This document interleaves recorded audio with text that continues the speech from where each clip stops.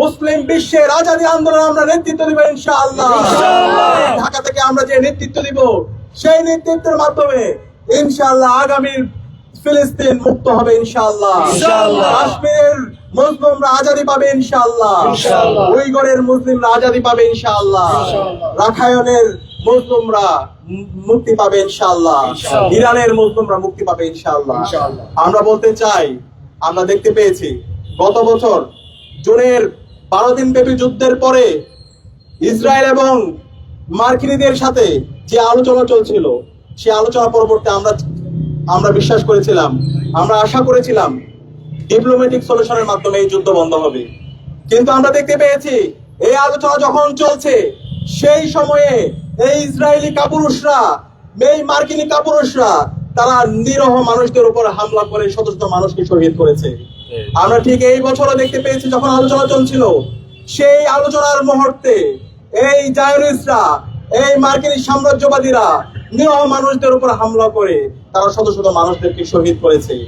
আমরা দেখতে পেয়েছি বছরের পর বছর জুড়ে এই জায়নিস্টরা, এই মার্কিনী সাম্রাজ্যবাদীরা এই ফিলিস্তিনের নিরহ মানুষদের উপর হামলা করে শত শত আমার ভাই বোনদেরকে শহীদ করেছে। আজকে সারা বিশ্বের উন্মুক্ত কারাগার আমাদের গাজা, আমরা আমাদের ইয়াহিয়া সিনওয়ারকে হারিয়েছি, আমরা আমাদের ইসমাইল হানিয়াকে হারিয়েছি। আমরা দেখতে পাচ্ছি আজকে সারা বিশ্বের এক উন্মুক্ত কারাগার গাজা। আজকে আমাদের ফিলিস্তিনের পাশাপাশি ইরানেও এই ইসরায়েলি জায়নিস্টরা এবং মার্কিনী সাম্রাজ্যবাদীরা ক্রমাগত হামলা করে আমাদের এই মুক্তি আন্দোলনের অন্যতম নেতা ইমাম খামেনিকে তারা শহীদ করেছে। তারা ভেবেছিল ইমাম খামেনিকে শহীদ করে, ইয়াহিয়া সিনওয়ারকে শহীদ করে, ইসমাইল হানিয়াকে শহীদ করে তাদের আদর্শকে তারা থামিয়ে দিতে পারবে। কিন্তু আজকে সারা বিশ্বব্যাপী, সারা বিশ্বের মুসলিমরা, মুসলিম বিশ্বের যুবকরা তারা ইমাম খামেনি হতে চায়, তারা ইয়াহিয়া সিনওয়ার হতে চায়, তারা ইসমাইল হানিয়া হতে চায়। এবং আমরা বিশ্বাস করি মুসলিম বিশ্বের যুবকদেরকে সাথে নিয়ে আমরা এই আগ্রাসন ভেঙে দিব, আমরা এই আধিপত্যবাদ ভেঙে দিব, আমরা এই জায়নবাদ ভেঙে দিব ইনশাআল্লাহ। সে কারণে আমি সবাইকে অনুরোধ করবো আমাদেরকে ঐক্যবদ্ধ হতে হবে। আমরা যদি ঐক্যবদ্ধ না হয়, আজকে ইরানের উপর যে হামলা হচ্ছে, আজকে ফিলিস্তিনের উপর যে হামলা হচ্ছে, একইভাবে সকল মুসলিম বিশ্বের উপর, সকল দেশের উপর হামলা হবে। সুতরাং এই জুলুমের বিরুদ্ধে, এই অন্যায়ের বিরুদ্ধে, এই আগ্রাসনের বিরুদ্ধে, এই সাম্রাজ্যবাদের বিরুদ্ধে আমাদেরকে ঐক্যবদ্ধভাবে আমাদেরকে কথা বলতে হবে, আমাদের প্রতিরোধ জারি রাখতে হবে। আমরা দেখতে পাচ্ছি এই মার্কিনীদের যে জাতিসংঘ, সেই জাতিসংঘ একটা পুতুল সংগঠনে রূপান্তরিত হয়েছে। তাদের অনেক মানবাধিকারের চার্টার আছে, আপনারা তাদের মানবাধিকারের যে চার্টার গুলো আছে সেগুলো একটু পড়বেন। ICSPR, ICSCR, convention against torture, অসংখ্য তারা মানবাধিকার সনদ তারা তৈরি করেছে। চমৎকার চমৎকার তারা ওই মানবাধিকার সনদে কথা বলেছে, কিন্তু তাদের মানবাধিকার সনদ, তাদের এই মানবাধিকার সনদ সম্পূর্ণ দ্বিচারিতামূলক।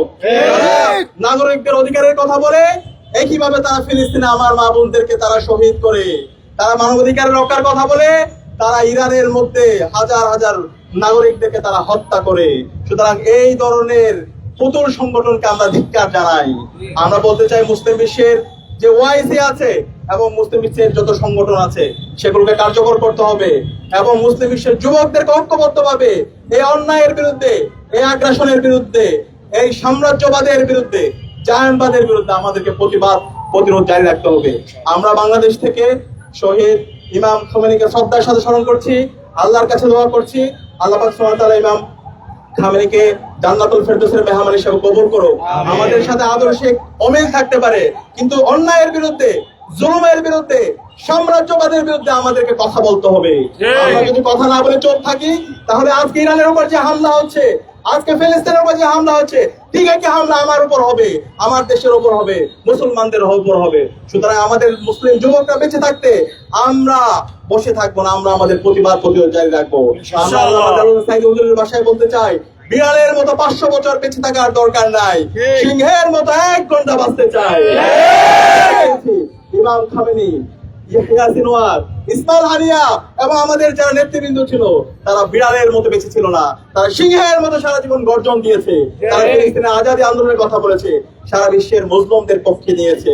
সুতরাং আমরা বাংলাদেশের যুবকদেরকে আহ্বান করব, সারা বিশ্বের মুসলিম যুবকদেরকে আহ্বান করব এবং সবাইকে আহ্বান করব এই অন্যায়ের বিরুদ্ধে, জুলুমের বিরুদ্ধে, আধিপত্যবাদের বিরুদ্ধে, জাহেলবাদের বিরুদ্ধে আমরা ঐক্যবদ্ধভাবে লড়াই শুরু করে আমরা সারা বিশ্বব্যাপী আজাদী আনবো, সারা বিশ্বব্যাপী আমরা ইনসাফ কায়েম করবো ইনশাআল্লাহ।